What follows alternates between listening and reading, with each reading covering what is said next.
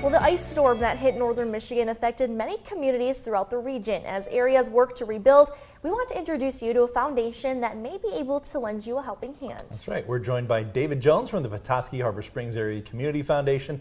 DJ's here to tell us about a new source of grant support created specifically for this local storm relief. DJ, thanks for coming in, making the trip down. Thank you for having me. I appreciate it. Glad to be here. So you're based up in Petoskey. First off, give us the kind of the lay of the land, even at your office or your home. I mean, what's it been looking like there the last 10 days? Sure. So obviously getting better, but this storm was a major devastation to the area. You know, we're in Petoskey, but we cover Emmett County as our region for our community foundation. And one thing I certainly wanted to lift up is the impact of this storm in the community. I think most people don't realize. They just think it was some ice on a few branches and everything's fine. But this was a major ice storm. We still have people in Emmett County without power.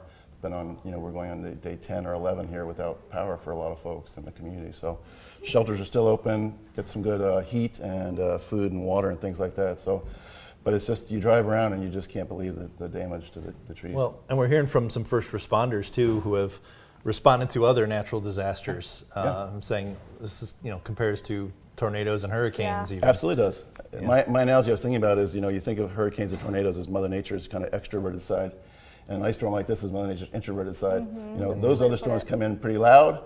This ice storm has been pretty stealthy and quiet, but still the damage is absolutely amazing. Wow. So tell us a little bit about the grants and through the fundraiser and how you're working to support those affected. Sure. So again, our area is Emmett County for our community foundation. So we obviously immediately stood up an emergency response fund, as community foundations like to do in these situations. And I will say there's 5 other community foundations in the affected region doing the same thing. So I want to give a shout out to my colleagues. But we stood up the emergency response fund pretty much as soon as we could. We funded it with our own grant dollars of $50,000 in there.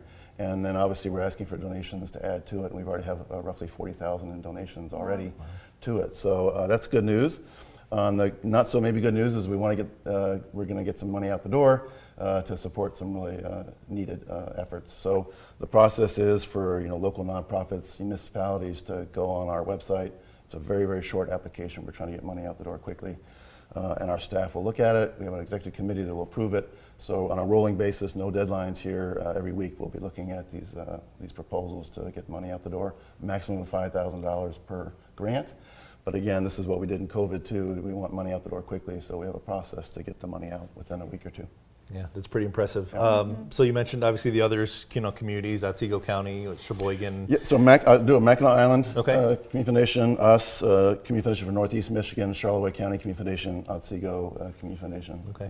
I imagine just the existence of the community foundation to begin with is really helpful just to give you a jump start on this. You're not, you know, going from scratch. There's not, I mean, I know there's GoFundMe's out there for folks, but you're not just starting something spontaneously. I mean, you guys have a established history and kind of know how you're doing it. Most of our community foundations in our region have been around for at least 30 years, if not longer, so we're not new at this game. So be able to stand up a fund fairly quickly, have donors that know and trust us, and that we're going to be good stewards of the dollars to get it out to the organizations that are supporting the individual families and all that good stuff.